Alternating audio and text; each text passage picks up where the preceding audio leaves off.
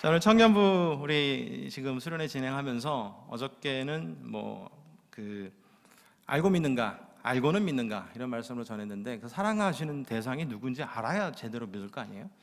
그분의 사랑은 어떤 사랑인지를 이제 할 때 파격적인 사랑이라는 제목을 가지고 오늘 말씀을 좀 증거하고 같이 기도했으면 좋겠습니다.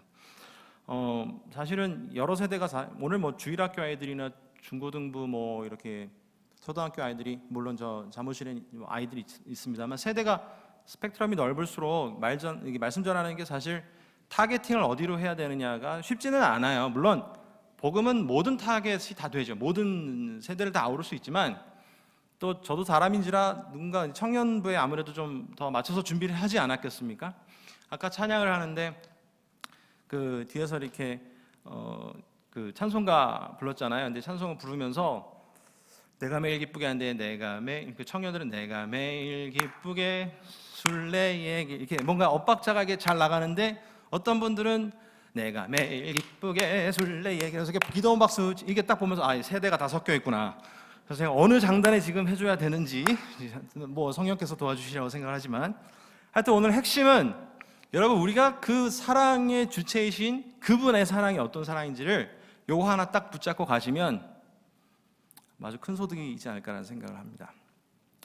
여러분 오늘 이 말씀은 여러분 잘 아시는 말씀이에요. 그런데 너무나도 각양각색 해석을 할 수도 있습니다.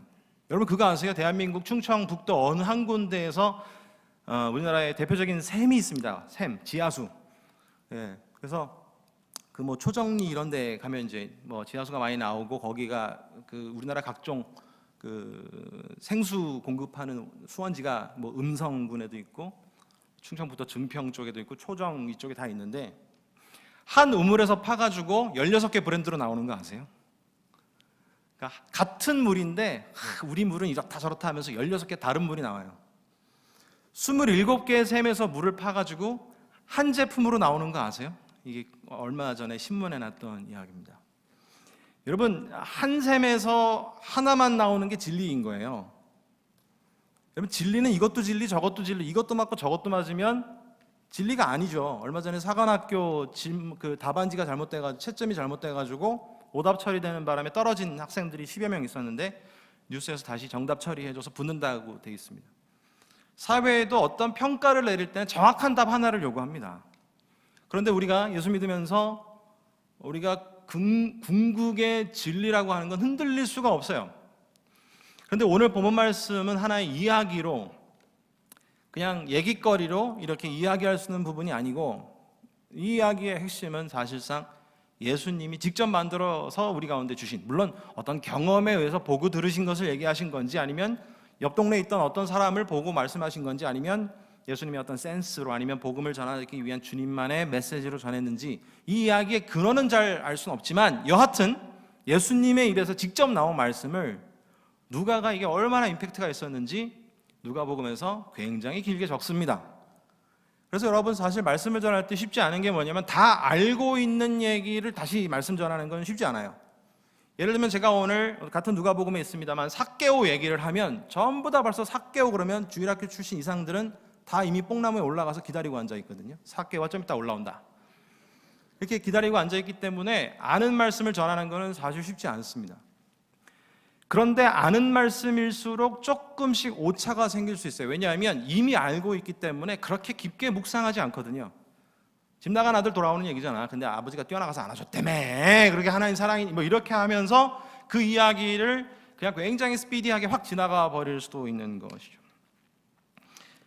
여러분 제가 강요하는 건 아닌데 말씀을 잘 이해하기 위해서 사실 목사님들이 다 여러 전공이 있잖아요. 저는 사실 이제 역사 쪽을 기독교 역사 공부가 좀 더 전공인데 교회에서 본의 아니게 계속해서 맡았던 부분이 큐티입니다. 큐티. 그래서 큐티 강의를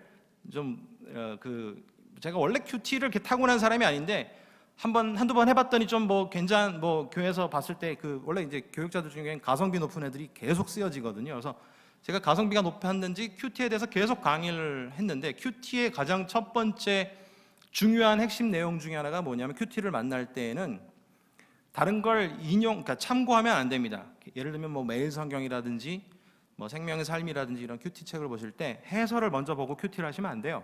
본문을 먼저 보셔야 되는데 본문을 모르는 것처럼 봐야 돼요.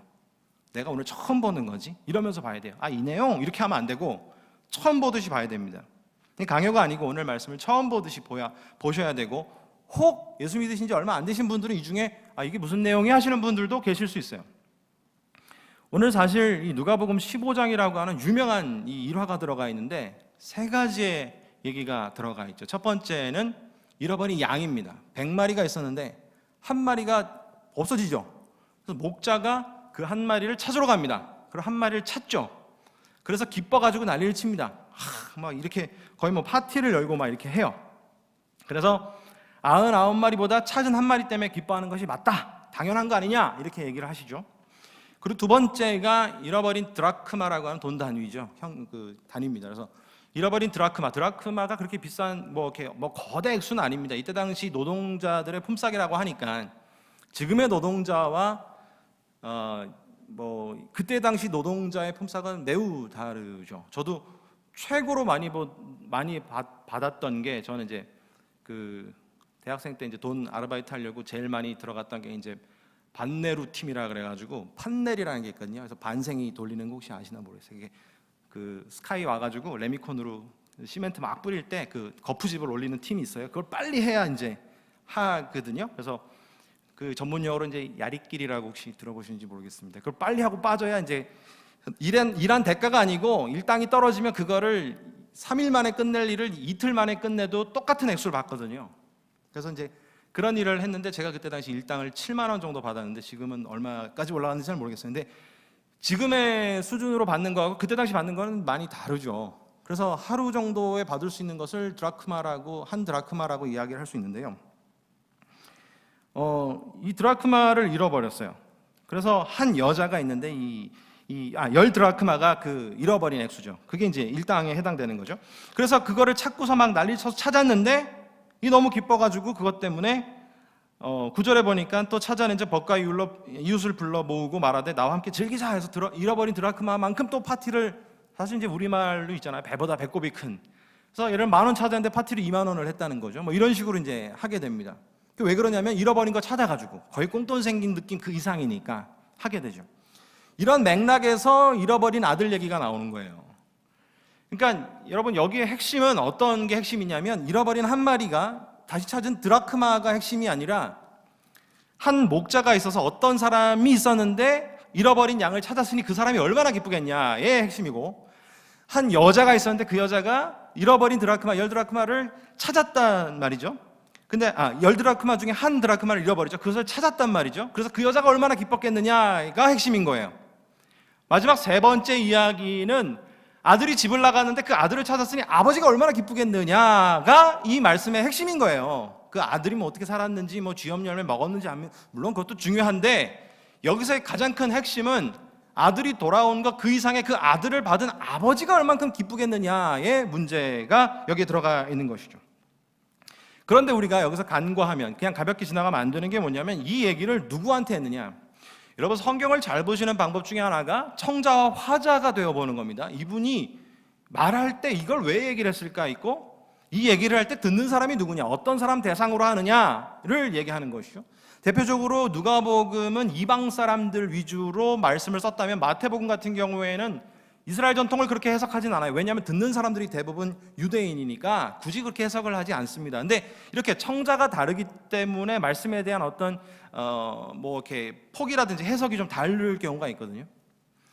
오늘 예수님께서 이 잃어버린 양 찾는 것과 잃어버린 드라크마를 찾는 것과 잃어버린 아들을 찾는 것을 누구한테 얘기를 했냐면 15장 처음에 시작할 때 1절에 뭐라고 되냐면 모든 세리와 죄인들이 말씀을 들으려고 나오니까 2절에 바리새인과 서기관들이 수군거려서 이 사람이 예수라고 하는 저 사람이 죄인과 같이 밥 먹는다 하면서 이렇게 마치 그 프롤로그처럼 얘기가 시작되기 전에 죄인과 세리가 한 팀이고 바리새인과 서기관이 한 팀이어서 이 둘을 딱 놓고 지금 예수님이 말씀을 시작하는 거예요. 이게 지금 이 말씀의 시작점이죠. 여러분, 그래서 이 말씀이 어떻게 진행이 되느냐? 자, 잃어버린 아들보다도 다시 찾은 아버지의 기쁨이 지금 우리가 핵심이 돼야 하는 것이죠. 그러면서 예수님이 11절에 다른 잃어버린 양과 드라크마와는 달리 굉장히 월등한 양으로 11절부터 사실 끝절인 32절까지의 몇 배에 해당되는 이야기를 예수님이 쭉 얘기를 해주시거든요. 어떤 사람에게 두 아들이 있어요. 이 이야기는 여러분 이미 잘 아시겠지만 처음 듣는다고 생각하시면 등장인물이 셋이 나옵니다. 물론 동물보호단체에서 뭐라고 얘기하면 살찐 송아지도 한 마리 곁들일 수가 있죠. 제일 비극을 맞이하는 동물이긴 합니다만, 여기는 아버지가 등장하고 첫째 아들이 등장하고 둘째 아들이 등장을 합니다. 현재 나타나 있는 집에 딸이 있느냐 없느냐 그건 뭐 여기서 중요한 게 아니라 아들 둘과, 이때 당시 이 이스라엘 지방에는 그 남자 중심의 기록이었으니까 제가 그 문화를 배경으로 말씀을 드립니다. 그래서 아들 둘이 있었고 아버지 한 명, 이 세 명이 등장을 하는데, 난데없이 둘째 아들이 와가지고 하는 말이 뭐냐면 아버지 분깃을 달라 그래요. 그러니까 유산 달라고 이야기를 합니다. 아버지 유산 주세요. 하고 싶은 일이 얼마나 많았는지는 잘 모르겠습니다만 아버지 미리 유산을 달라는 거예요. 지금도 유산 먼저 달라 그러면 썩 그렇게 기분이 좋진 않은데, 이때 당신 철저히 유산은 아버지 사후에 이루어져야 되는 겁니다. 근데 벌써 달라고 하는 것은 아버지를 마음속에서 이미 끝내겠다라고 얘기를 하는 것이죠. 정리를 해야 되는 거예요. 그러면 현금을 쥐고 있는, 이때 당시 뭐 현금이나 이게 아니라 뭔가를 정리해서 팔아줘야 돼요. 그렇잖아요. 동물갈 들고 어딜 가겠어요? 저 땅이 네 거다 그러면 저 땅을 들고 가겠어요? 아버지 주세요 하고서 먼 타국으로 떠나니까 현금화해서 줘야 되거든요. 그럼 벌써 이미 아버지가 살아있는데 자기가 있는 동안에 지켜야 될 재산 중에 아들 둘이라고 봤을 때는 최소 3분의 1이 날아가는 거예요. 왜냐? 전통적으로 이스라엘은 장남에게 2배를 줘요. 2배를 줍니다. 그게 네가 장자를 이어가고 이 집안의 모든 가산을 이어가고 전통을 이어가야 되는 것이기 때문에, 그리고 우리 식으로 얘기하면 부모도 모셔야 되기 때문에 너는 2배다라고 얘기를 하는 거죠. 그러니까 만약에 아들이 둘이면 둘째 아들이 3분의 1이고 첫째 아들이 3분의 2를 갖는 거예요. 그러니까 3분의 1이 날아가는 것이죠, 최소한. 오늘 본문으로만 보게 되면. 그리고 나서 나가서 허랑방탕하게 다 써버립니다. 그리고 나서 이 아들이 다시 생각을 하는 게 아버지한테 가야 되겠다라는 생각을 하게 되는 것이죠.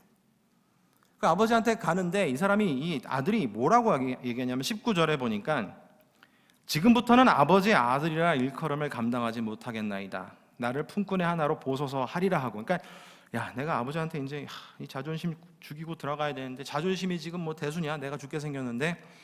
근데 그냥은 못 갈 것 같아요. 그냥은.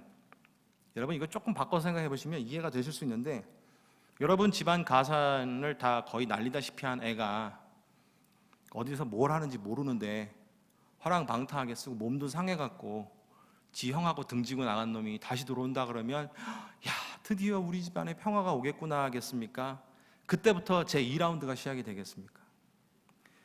여러분 밖에 나가서 소식 없이 돈 싸들고 나간 사람이 연락 한 번 안 하다가 엄마 하고 다시 들어오면 너무 좋을 것 같아요? 생각보다 그건 쉽지 않은 문제거든요. 그냥 여기 다시 들어온다는 거예요. 근데 그냥은 못 들어가니까, 체면이 있으니까, 그리고 최소한의 양심은 있으니까 아버지 아들이라는 그 자체를 제가 감당을 못하니까 일꾼처럼 보세요. 그리고 나서 내가 아버지한테 가야 되겠다. 품꾼으로 보세요. 품삯 받고 일하는 사람이 되겠습니다의 개념으로 지금 들어가는 것이죠. 근데 여러분 여기에는 우리가 감추어진 신학적 비밀이 하나 있는데, 여러분 아직도 이 아들의 입장에서 잘못 생각하는 부분이 있을 수 있거든요. 여러분 우리가 은혜라고 하는 걸 잘 생각을 해봐야 됩니다. 은혜. 여러분 목사님들이 이제 말씀 전하고 이렇게 뭐 뒤에서 인사하게 되면 오늘 목사님 은혜 많이 받았습니다 이렇게 얘기하잖아요. 은혜 많이 받았습니다. 근데 여러분 은혜라고 하는 말 자체가 하나님이 주시는 선물이거든요. 예. 여러분 잘 쓰시는 말 중에 하나가 이렇게 하면 널 가질 수 있을 거라 생각했어. 뭐 이렇게 저 사람 카리스마 있어 이렇게 되는데, 카리스마가 사실은 선물이라는 뜻입니다. 무엇인가를, 그러니까 은사랑도 같이 해석을 할 수가 있는 거죠. 하나님께로부터 특정 부분을 굉장히 잘하는 거를 받은 거예요. 그게 선물입니다. 은혜도 사실은 하나님께서 주시는 선물입니다. 은혜가 카리스마는 아닌데 하나님께서 우리 가운데 일방적으로 주신 것이 은혜입니다. 자, 그러면 다시 한번 해볼게요. 목사님이나 이런 여기서 이제 말씀을 전하시는 우리 사역자분들이 말씀을 딱 전하고 내려가면 은혜 많이 받았습니다라고 하는 것은 하나님께로부터 뭔가를 받았다는 뜻이거든요. 그러니까 오늘 말씀을 들어보고 목사님 얼굴에서는 하나도 못 느꼈는데 고생 엄청 하셨네요. 은혜 많이 받았습니다. 이거는 목사님의 삶이 그런 줄 몰랐는데 오늘 저 너무 감동받았어요 라고 하는 걸로 사실상 구분을 좀 줘야 돼요. 은혜라고 하는 것은 최소한 우리 믿는 사람들 사이에서 은혜라고 하는 것은 이 땅에서 살면서 어느 누구도 줄 수 없는 유일하신 완전하신 하나님께로부터 흘러나온 그 무엇인데, 우리 가운데 하나님이 보여주신 계시된 은혜는 그리스도밖에 없어요.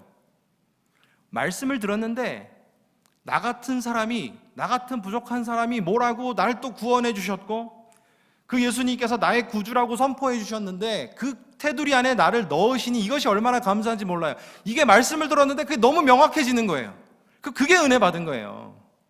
그러면 오늘 목사님 말씀 들었는데 제가 또다시 한번 하나님의 자녀라는 사실을 깨달았습니다. 제가 말씀을 들었는데 또다시 한번 그리스도의 사랑이 얼마나 큰지 내가 그걸 또 깨달았습니다가 은혜인 거예요. 근데 또 오늘 이후로 말씀을 들었는데 그걸 못 깨달았다고 해서 목사님 그냥 감동받았습니다 또 이렇게 하실 거는 또 아니고요. 아무튼 은혜라고 하는 거를 굳이 규명하자면 그렇게 규명이 되는 것인데, 이것은 여러분 잘 아시겠지만 말씀 시간에 목사님 잘하라고 뭘 해줬어요, 아니면 물론 중보기도 해주시고 하는 분들 계시지만 은혜는 그렇게 해서 발생하는 것이 아니고 값없이 아무 대가 없이 하나님께로부터 받는 것입니다. 이 아들은 자기가 뭘 해야 회복될 거라고 생각한 거예요. 그런데 아버지이신 우리의 하나님이신 그 아버지, 이 등장인물 속의 이 아버지, 우리 하나님이신 이 아버지는 필요 없었어요. 그냥 등장하니까 당장에 달려가서 안아준단 말이죠. 너 이제부터 품삯 그래 어떻게 제대로 하나 보자. 네가 날린 돈이 얼마인 줄 알아? 네가 품삯 갖고 되겠어? 이렇게 생각을 하는 것이 아니고 다 필요 없는 거예요. 그냥 하나님 앞에 오니까 그냥 안아주시는 겁니다. 이게 은혜인 거예요. 이거를 예수님께서 당신 입으로 직접 설명해주고 계시는 겁니다. 니네 지금 죄인 무슨 세리 이렇게 막 살다가 왔으니까 그 사람들이 못 섞일 거라고 생각하지. 그런데 그게 아니고 여러분이 알고 있는 하나님하고 지금 이 하나님 너무 달라.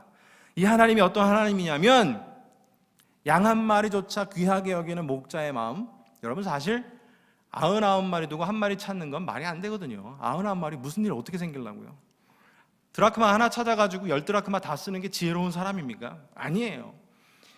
여러분 허랑방탕하게 다 쓴 사람을 아무것도 묻지도 않고 따지지도 않고 그냥 가서 안아주는 사람이라면 여러분 이게 제대로 된 걸까요?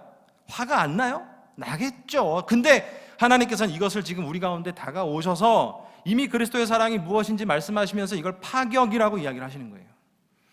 여러분 파격이라고 하는 걸 영어로 찾아보니까 더 확실하게, 우리 영어 공부 조금만 하신 분들은 아주 확실하게 더 이해가 될 텐데, 파격이 뭐냐면 우리 식으로 얘기하면 격을 깼다는 얘기고요. 영어로 얘기하면 breaking rule이에요. breaking rule. 규칙, 원칙을 깼다는 거예요. 룰을 깼다는 거예요. 그게 파격이거든요. 여러분 세상은 당연히 돌아온 사람한테 대가를 물어야 되고 싹싹 빌어도 될까 말까입니다. 그런데 하나님의 파격적인 사랑은 그 아들이 돌아오니까 먼 데서부터 이미 차일피일 언제 오나 기다렸던 것처럼 뛰어나가서 하나님이 안아주시고, 또 뭐라고 얘기를 하냐면 21절에 아들이 내가 하늘과 아버지께 죄를 지었사오니 지금부터는 아버지 아들이라 일컬음을 감당하지 못하겠습니다 라고 얘기를 하니까 이미 아버지는 시나리오가 다 있는 거예요.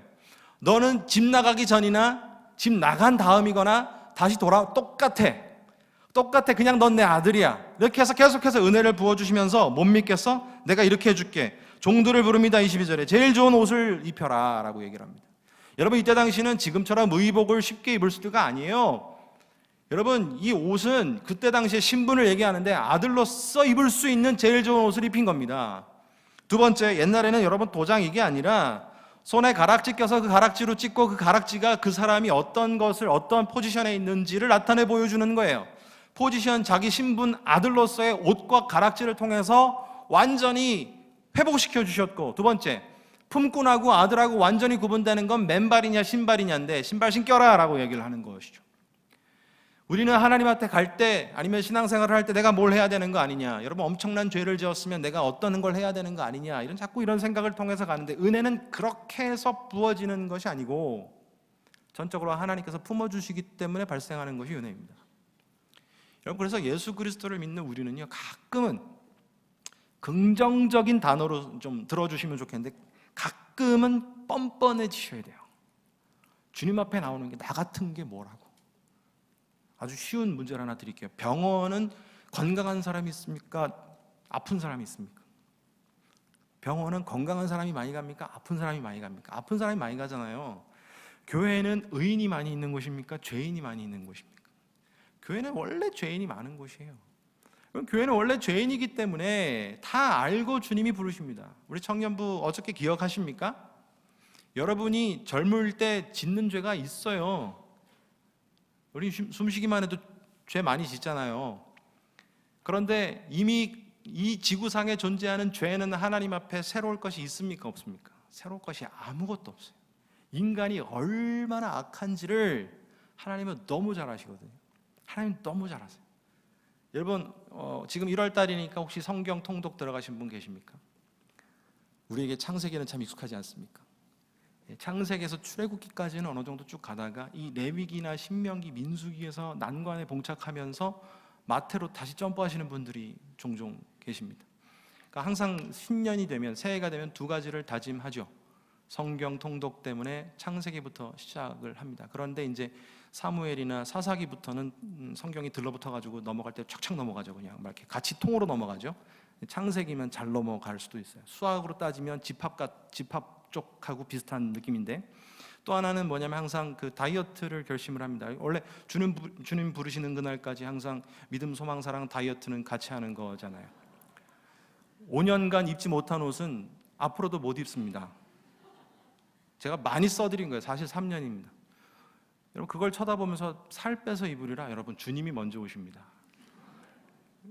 우리가 항상 그렇게 다짐해서 창세기를 보면, 창세기에 하나님께서 아담과 하와 이후에 죄가 들어오는데, 그때부터 하나님 앞에서 모든 죄는 새롭지 않아요. 사람이 얼마나 악하냐면, 여러분, 교회가 이 다수결의 함정에 빠지면 안 되는데, 교회 지도자들이 만장일치로 죽여버린 게 예수님이에요. 다수결이 항상 옳은 건 아니에요. 종교 지도자들이 앞장서서 그냥 자기네들이 죽이지 못하니까 로마의 법까지 이용해가면서 만장일치로 때려버린 거예요. 십자가에 못 박으라고. 교수형, 어디 유배? 이게 속이 편치 않아. 그냥 죽여버려야 돼요. 그걸 만장일치로 끌어낸 게 예수님 십자가 사건입니다. 여러분, 그 죄까지도 하나님은 너무 잘 알고 계세요. 여러분, 아버지는 아버지 앞에 나타나서 주님, 제가 이렇게 살았습니다 라고 나오면 그냥 안아주시는 거예요. 그게 은혜가 발생하는 겁니다. 여러분, 두 번째 등장하는 인물이 있어요. 벌써 첫 번째, 두 번째, 그러니까 두 명이 등장을 했죠. 1막이 끝나고 나면 2막에서 누가 등장을 하냐면 큰아들이 등장을 해요. 큰아들. 여러분, 사실 오늘 본문 24절까지 읽었는데 25절에 맏아들이 밭에 있다가 안에서 풍악 소리가 나고 Let's get it 하고서 파티가 일어나니까 이게 뭔 소리야 하면서 알아봅니다. 카톡을 쳐보니까 카톡 인증사진이 따고 왔는데 많이 보던 놈이 왔어요.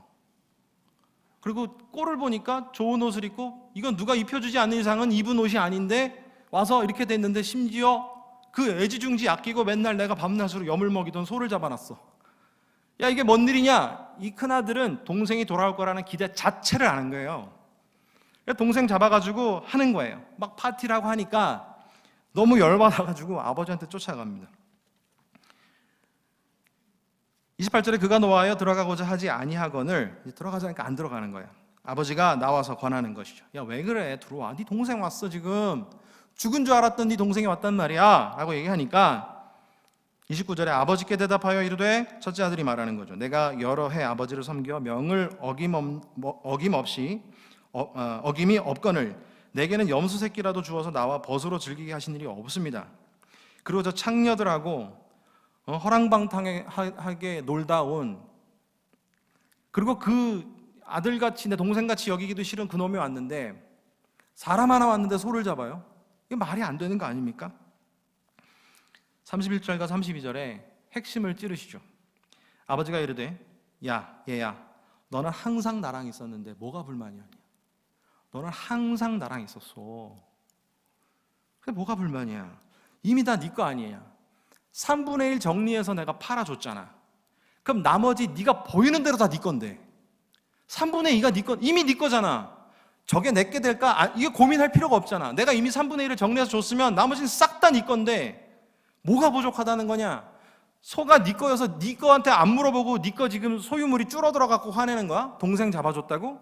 3분의 2에서 조금씩 줄어드는 게 너무 아까운 거야? 질문하는 거죠. 네 동생이 32절에 네 동생은 죽었다가 살아났으며 내가 잃었다가 얻었기로 한 마리 얻은 한 마리 양을 찾은 목자의 마음과 똑같은 것이고 한 드라크마를 찾은 사람과 똑같은 것이고 한 영혼을 찾은 사람과 똑같은 이 아버지의 마음으로 지금 이야기하는 것이죠. 내가 기뻐하는 것이 마땅하다라고 하면서 이 첫째 아들의 이야기는 듣지 않은 상태에서 주님의 말씀으로 이 문단을 끝내버리는 것이죠. 이 얘기가 거기서 끝나버리는 거예요. 여러분, 우리가 대입을 해볼 때 이제 감정이입을 해봐야 되잖아요. 내가 아버지다라고 생각하시는 분은 안 계실 거예요. 내가 하나님이다 이렇게 생각하시는 분은 안 계시죠. 여러분 첫째 아들입니까? 혹은 둘째 아들입니까? 누굽니까? 등장 안 한 셋째 아들인데요. 뭐 이러실 수도 있지만 여러분 첫째 아들, 내가 첫째 아들이라고 생각하는 경우는 거의 없어요. 거의 없습니다. 그리고 전도 대상자로만 생각을 해요. 잃어버린 사람 찾자고, 잃어버린 사람 찾자고. 그러면서 밖에 있는 전도 대상자로 찾는 경우가 있습니다. 그런데 여러분 오늘 본문은 우리 가운데 핵심적으로 얘기하는 이 세리와 죄인이 주님과 함께 있었을 때의 그 안에서 수군거렸던 바리새인과 서기관들의 마음을 알고 얘기하는, 즉 첫째 아들과 같은 사람에게 일격을 날리는 말씀이신 거예요. 너희는 나랑 같이 있었는데 전혀 딴 생각하고 있었구나 라고 이야기하는 겁니다. 여러분 우리가요 항상 생각할 때 특히 모태신앙, 예수님을 어려서부터 꾹 믿어서 교회 문화가 발달되어 있는 사람들 있잖아요. 제가 모태신앙입니다. 저도 모태신앙이거든요. 저희는 할아버지가 믿으시고 저희 아버지가 믿으시고 제가 믿고 저희 아들까지도 믿고 있으니까 뭐 굳이 따지자면 뭐 4대째 집안입니다. 저는 군대 가서 제사상을 처음 봤어요. 실제 존재하는 제사상을 군대 가서 처음 봤어요. 저희 집안이 다 믿으니까 저희 집안이 다 믿어요. 그래서 제사를 드릴 일도 없고 홍동백서 이런 거 이론만 알지 제사상을 군대 가서 처음 봤어요. 모태신앙은 뭘 못해서 나 못해요 해서 모태신앙이 아니라 여러분 모태신앙은 길거리에서 전도받아가지고 중간에 예수 믿을 확률이 전혀 없기 때문에 믿는 집안에서 태어나게 한 거예요. 이제 너무 말을 빨리 했나요? 전도받아서 중간에 예수 믿을 확률이 전혀 없는 고집불통의 사람들이기 때문에 아예 너는 믿는 집에서 태어나서 문화라도 기독교 문화를 가지고 있어라 라고 주신 겁니다. 여러분 이런 사람들, 특히 교회 경력이 오래된 사람일수록, 제가 너무 자신 있게 저는 저희 교회는 제가 다 알거든요. 어느 분이 언제 신앙생활했고 제가 다 알기 때문에 저는 불특정 다수니까. 여러분 오랜 신앙생활 할수록 아주 중요한 두 가지 문제가 있는데 신앙으로 신앙생활 하시는지 신념으로 신앙생활 하시는지 잘 보셔야 돼요. 신앙은 그분이 타겟입니다. 믿을 신, 우러러볼 앙, 하나님을 우러러보면서 그분을 섬기는 거예요. 그분을 섬기는 겁니다. 그게 신앙이에요. 신념은 아래 있는 나를 보는 거죠. 내가 만족해야 되고 교회가 왜 이래? 교회라면 이래야 되는 거 아니야? 그러면 반대로 성도로 완벽합니까? 성도로 완벽하지 않을 확률이 훨씬 높거든요. 그래서 모든 걸 자기 타겟팅으로 하는 거죠. 우리 청년들 항상 격려해 주시고 청년들 항상 이뻐해 주시고 보면 몰라도 우리 충신교회 애들이냐? 아이스크림 하나 먹을래? 커피 한잔 할래? 이렇게 해주시면 참 좋을 것 같은데 이놈 새끼들 맨날 피자나 먹고 치우지는 않고 이놈 새끼들 이렇게 이게 아니고 항상 진짜 그런 일이 있었나 봐요. 갑자기 마음이 어려워진다. 죄송합니다. 여러분 자기중심적인 신앙생활을 해나가면 그게 신념으로 가는 거예요. 한 끗 차이입니다. 한 끗 차이. 그러면 신념으로 가는 사람들한테 질문을 해야 되는데 교회 생활이 주님과 함께하는 신앙생활인지 종교생활인지로 가야 합니다. 여러분 종교생활이 지나친 사람들은 종교 중독에 빠져요. 종교 중독. 교회를 뗄래야 뗄 수가 없는 거예요. 주님을 뗄래야 뗄 수가 없는 거고 내가 이 교회에서 뭘 못 맡아? 내가 이 교회에서 한 자리를 못 해? 내가 여기서 인정을 못 받아? 이러면 이제 중독 현상이 나타나는 겁니다. 여러분, 중독이라는 게 사전적 의미를 보면 중독이 뭐냐면 어떤 것이 내 몸에 들어와서 그것이 정상적인 기능을 하지 못하게 하는 작용을 중독이라고 하는 거예요. 제가 이 중독이라고 하는 단어를 알기 전까지는 중독이 그냥 그것만 자꾸 하고 싶은 것을 중독이라고 생각했어요. 알코올 중독, 자꾸 술을 마시고 싶어. 그러다가 보니까 이상한 해석이 되는 거예요.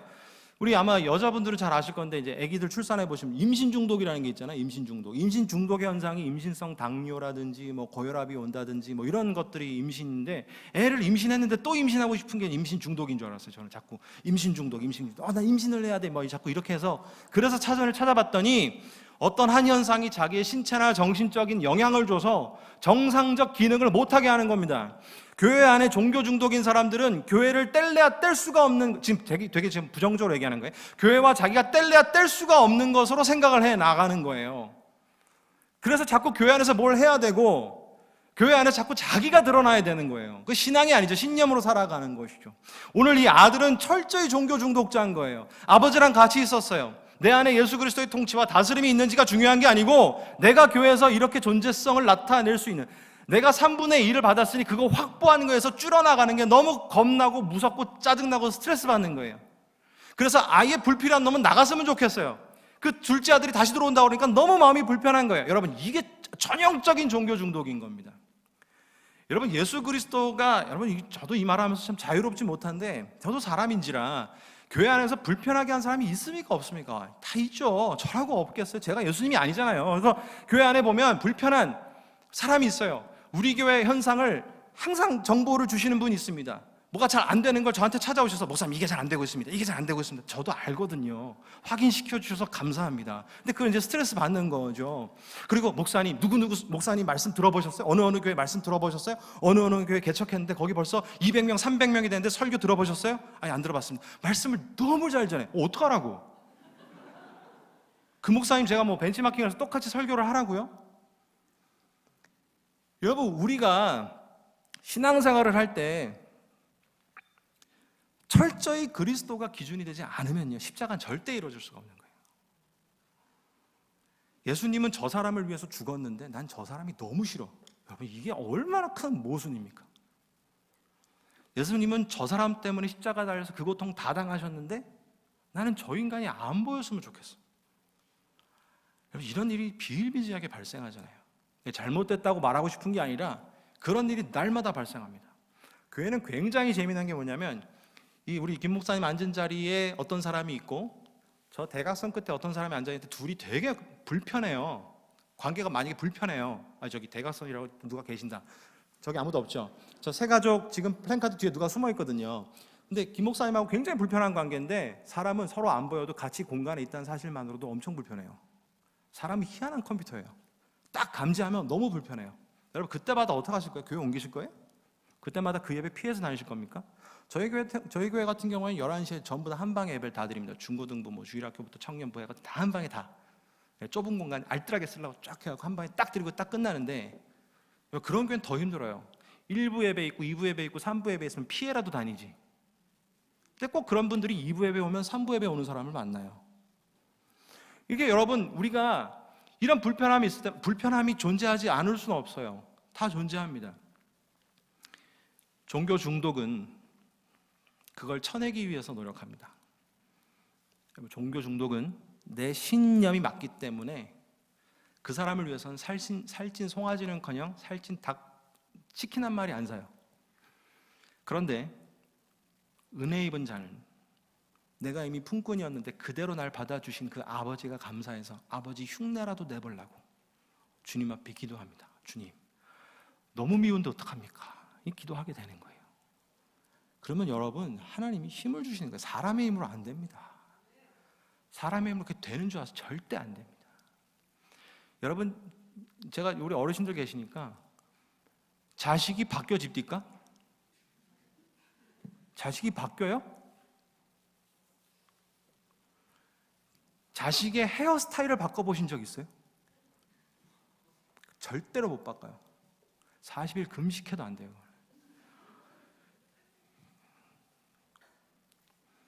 제가 곱슬머리인데 지금 조금 목사같이 보이려고 머리를 많이 자르고 왔어요. 어디 가면 항상 음악 하시냐는 얘기를 많이 들어서 이거 깎으러 갔을 때도 음악 하십니까? 그러더라고요. 음악 한다 그랬죠. 주일날 찬양 제가 하니까 음악 한다고 했죠. 근데 우리 어머니는 너는 그 하나님이 주신 곱슬머리를 왜 자꾸 쳐내냐, 기르라는 거예요. 묶지는 말고, 묶으면 그건 못 쓴다. 묶지는 말고 최대한 그 컬을 나타내라. 그런데 저는 그게 여러분 길 자꾸 물어보세요. 자기 곱슬머리 만족하는 곱슬머리가 몇 명이나 있나. 자기 생머리 만족하는 생머리가 어디 있어요. 생머리는 자꾸 가서 돈 주고 뽑고, 저는 집에서 뱃속에서부터 그룹을 말고 나왔는데 이게 도무지 풀려지지가 않아요. 아무튼 하나님이 주신 그 각양의 모습을 유지하고 사는데 자식 머리 절대 못 바꿉니다. 여러분 제가 복음 하나 전화해 드릴까요? 제가 어저께 우리 청년들하고, 여기 자녀분들 다 뭐 있으신 분도 있고 안 있으신 분들도 있고 그랬는데, 제가 우리 자매들하고 형제들한테 물어봤어요. 시집장가 갖고 딱 니네들 같은 애 낳으면 딱 좋겠지 했더니 다 싫대. 양심은 있어요. 이런 마음의 양심이 있는 줄로 믿고 그냥 박수 쳐주시면 좋은 거예요. 나중에 다 인간 됩니다. 여러분 인간 돼야 돼요. 제가 오늘 여기서 이렇게 하고 갔으니까 인간이 돼야 됩니다. 자, 아무튼 여러분 우리는 이 종교 중독의 중증 현상이 나타날 수 있어요. 그게 뭘까요? 남을 사랑하지 못하는 것을, 하나님을 닮아가지 못하는 것에 몸부림을 치고 있으면 중증에서 벗어날 수 있는데, 여전히 내 것을 지키고 왜 나는 교회에서 이렇게 인정받지 못할까요? 알아주지 않을까요? 더 나아가서 기도했더니 왜 응답이 이렇게 떨어집니까? 왜 안 됩니까? 하나님이 살아계시다면 이럴 수 있습니까? 여러분 이렇게 시작하게 되면 그게 종교 중독인 것이죠. 오늘 우리 가운데 하나님께서는 예수 그리스도 그 아들의 입을 통하여서 분명한 얘기를 전달해 주셨습니다. 여러분 근데 여기서 놀라운 등장하지 않은 인물이 한 분이 있어요. 우리는 예수 그리스도가 하나님의 아들임을 누구보다도 잘 알고 있습니다. 예수님이 하나님의 유일한 아들임을 잘 알고 있습니다. 오늘 억지스럽지만 그 이야기를 여기다 갖다 붙이면 이 거리가 먼데 아직도 아들을 바라면서 하루도 잊지 않은 그 아버지가 달려나와서 신을 신기고 가락지를 끼우고 새 옷을 입힌 그분의 아들이신 예수 그리스도는 이 첫째 아들과 다르다는 거예요. 여러분이 나오죠? 먼저 달려가서 안아주는 분입니다. 여러분이 모습을 보이죠? 먼저 가서 내가 너 뭐 때문에 그러는지 알아 라고 이야기하시는 분이에요. 여러분 요즘 기도원 문화가 좀 많이 없어져서 잘 모르겠습니다만은 옛날에 기도원에 가면 항상 이런 찬송 부르시는 분이 있습니다. 나 같은 죄인 살리신, 이게 아니고 아시지요, 음을 또 꺾으시잖아요. 아시지요 아시지요 아시지요 주님, 이렇게 하시는 분들이 있잖아요. 여러분 그 기도도 들으시는 거예요. 하나님은 작은 신음에도 응답하시는 분이에요. 여러분 우리가 너무 어려운 거, 우리는 샤머니즘 전통이 있어서 비나이다 정성스럽게 많이 빌고 40일을 완수하고 100일을 완수하고 1년 동안 한 번도 빠지지 않으면 기도 응답이 된다고 생각하는데, 그거는 동양에서 내려온 것이고, 우리는 그 하나님이 너무 소중한 분이고 그분이 나의 아버지시고 언제든지 날 받아주실 수 있는 너무 고마운 분이기 때문에 하루도 빠지지 않고 기도할 수밖에 없는 거고, 모든 예배를 빠질 수가 없는 거고, 그러다 보니까 정성이 생겨서 기도하게 되는 것입니다. 정성이 이루어주는 게 아니고 그분이 정성받을 만한 가치가 있으니까 그분에게 하루도 빠지지 않고 나가서 기도하는 거예요. 왜요? 은혜는 그분에게서만 나오기 때문입니다. 사랑하는 성도 여러분, 종교 중독은 여러분 암과 같은 존재입니다. 여러분을 결국은 믿음에서 죽게 만드는 것이에요. 십자가는 여러분과 함께, 우리와 함께 하여서 주님의 마음을 우리 가운데 마침내 이루게 하시는 겁니다. 여러분 뭘 위해 기도하십니까? 여러분 이방인들도 너희들 구하는 거 보면 이방인들도 다 똑같은 거 구해. 니네 필요한 거 내가 뭔지 다 알아 하면서 주님 말씀하신 게 먼저 그의 나라와 그의 의를 구하라고 하셨어요. 여러분 이것이 무슨 이야기입니까? 우리 가운데 기도의 수준을 높여야 되는 거예요. 여러분 오늘 이번 어떤 배경에서 제가 나왔는지 모르겠지만 고린도전서 13장에서 이 사랑이라고 하는 것은 12장 11장 고린도 교회가 그 많은 은사 가지고서 난리가 났어요. 서로 막 싸움이 납니다. 어떤 은사가 좋니 많이 이야기를 합니다. 니네 백날 은사 있어봐야 뭐하냐? 아무리 사람이 능력이 있고 산을 옮기만 한 능력이 있고 너희들에게 각종 은사가 나타날지라도 사랑 없으면 꽝이다라고 얘기하는 거예요. 여러분, 이거는 그리스도의 사랑만으로 이루어집니다. 여러분, 그걸 놓고 기도하면 생각지도 못한 마음이 생깁니다. 그것이 그리스도의 마음이에요. 그것이 복음입니다. 내가 예수 그리스도를 주인으로 모실 때 그 주님의 사랑이 생각지도 못한 사람에게 작용하게 되는 거예요. 여러분, 그럼 왜 작용한다고만 생각합니까? 여러분, 내가 성격이 좋아서 누구 참고 받아들인다고만 생각하는 착각을 하실 수 있는데 누군가가 다 나를 참기 때문에 나도 받아지는 거예요. 여러분 한 명 한 명 따지고 보면 우리도 굉장히 사람 스트레스 주는 사람입니다. 여러분, 굉장히 사람 스트레스 주는 사람이 객체가 다 있는데 서로 조금씩 다 받아주니까. 그런데 여러분, 성격으로 신앙생활하면 언젠가 무너져요. 성격이 못 받쳐주는 날이 있습니다. 그러면 폭발하는 거예요. 그런데 교회는 성격이 아니고 신앙으로 하나님 앞에 나가서 주님의 사랑을 받는 것입니다. 그게 그리스도의 십자가를 경험할 때만 가능한 거예요. 아, 주님 날 위해 죽으셨네. 그게 아니고 나 같은 놈이 뭐라고, 나같이 품삯 받아도 모자란 놈이 다시 왔는데 받아주셔서, 길거리 나가보세요. 여러분, 백날 예수 얘기해도 안 믿는 사람이 허다합니다. 아무리 논리적으로 얘기해도 예수 안 받아들여요. 믿어지시잖아요. 보셨어요? 여러분, 이렇게 예수 그리스도를 받아들이고 내가 믿게 된다는 자체가 은혜인 거예요. 그렇게 많은 설명이 아니었는데도 하나님의 아들이신 것이 믿어지고 그분 앞에 나와서 내가 예배드리며 모든 것을 바칠 수 있다라고 하는 것은 주님의 사랑과 그 은혜가 아니고선 감당되어지지 못하는 것입니다. 오늘 이 말씀을 통하여서 다시 한번 우리가 안 받아들여지는 게 마땅한 것인데 그의 유일하신 아들 예수 그리스도까지 이 땅에 보내셔서 저와 여러분의 주홍같이 붉은 죄가 있을지라도 양털같이 내가 하얗게 만들어서라도 너를 나의 자녀 삼겠다라고 하는 이 파격적인 사랑이 저와 여러분에게 존재하기에 우리가 서로를 받아들이고 서로가 그리스도의 사랑이라고 하는 하나의 분명한 목표를 가지고 신앙생활을 할 수 있는 것입니다.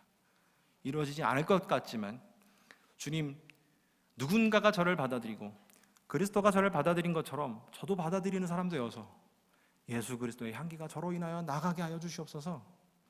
여러분, 제가 정말 주님 앞에 간구할 때, 주님 보셨을 때, 우리가 모두 그 제목을 가지고 간구했을 때, 야, 내가 이 기도 제목은 안 받아들일 이유가 없다라고 할 땐 반드시 이루어지는 것입니다.